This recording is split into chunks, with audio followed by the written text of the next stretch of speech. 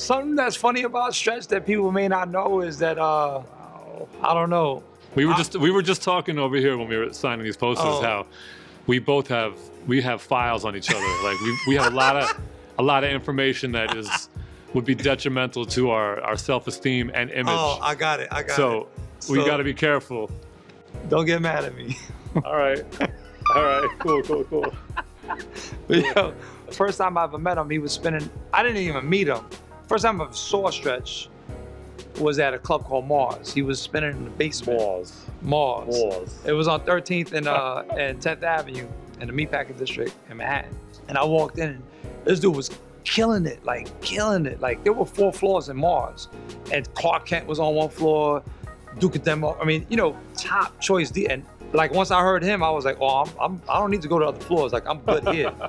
And but I found it amusing because like it was like 65 degrees out, and this dude had a goose down snorkel with the squirrel fur in the booth DJing. While he was DJing, he had the snorkel on, and he had the Pippi Longstocking hair like past his shoulder, like mad curly and full and thick.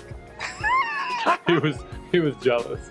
Nah, I couldn't do that. I couldn't grow my hair like that. So it was bug because as good as his selections were and his ability to blend records and everything, I wasn't sure. I was like, is this dude cool or is he like a poser? Because back then in the late 80s, there were a lot of posers, especially downtown in the hip hop scene, where like dudes were trying to be down, and they would assume the sort of like look of I'm in hip hop. I'm hip hop. Yeah.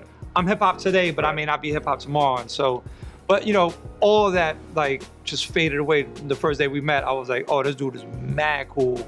I mean, for those who watch the film Stretch and Bobbito Radio That Changed Lives, we talk about it in depth about how we just hit it off literally from the moment that we met. We became not just cool, we became boys. And it was clear that, but then like once he trusted me enough, I cut off his hair. I was like, yo, we're gonna do something with this dude. I made him look Boricua. He was an honorary Boricua. I wouldn't say I went from the frying pan into the fire, but I maybe went from the fire into the frying pan because you made me look so Fulio. I had the crazy low Caesar with the line and everything was lined and I looked crazy. I looked like the tallest Puerto Rican in New York. The tallest, más alto in Nueva York. My fashion sensibility in the late 80s was confused because I would hang out in different scenes with different people, so I would just have my own sort of remix and just incorporate stuff I like. So I might go to Mars and I'm wearing, I wore some outlandish stuff back then. I look back and it's just crazy, like green Doc Martens with jeans and then maybe like a t-shirt that was more hip-hop inclined, and then a snorkel. And a t-shirt tucked Everyone had the tucked-in t-shirt, though, into the jeans, the belt. With the belt. And it's funny, because I never really subscribed to the whole baggy jean thing, but I look back on what I was wearing, and everything was too big, for sure. And I even had a silver chain. The silver chain with the Caesar, forget it. I looked almost tough. Almost looked tough. Almost. But the film is funny because, when we did the radio show, this was in the 90s, not everyone didn't have a video camera. It was rare when there was a camera up there.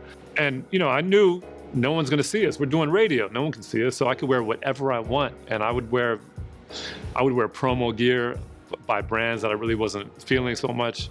Of course, if Sue Kwan comes up and she's taking photos that would then appear in the New York Times, it happened to be on the night that I'm wearing some like ridiculous plaid shorts and a Mecca shirt.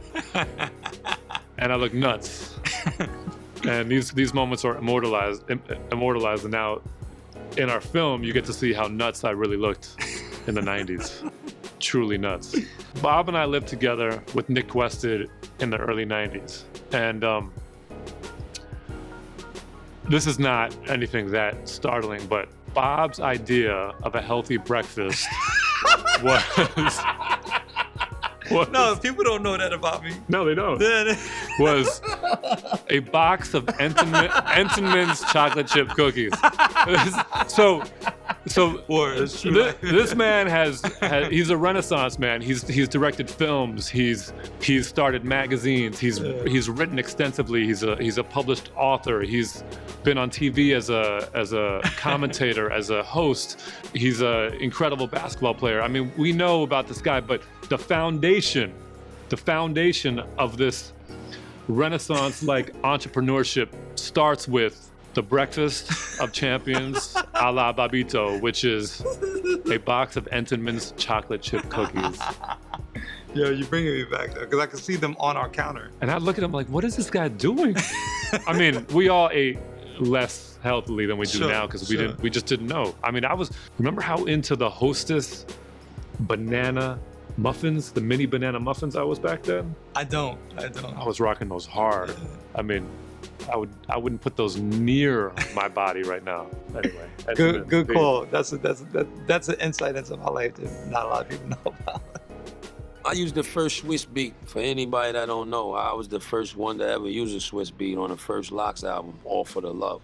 That's the first Swiss beat ever known to the world.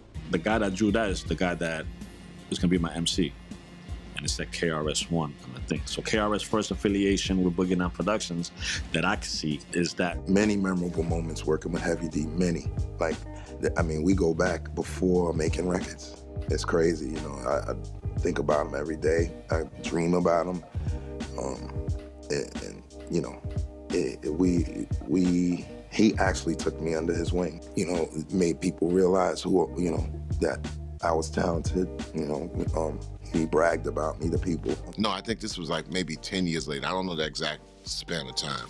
His kid comes back with an embossed plate of food with Flavor's bite out of it to get signed. The plate hangs on a rope.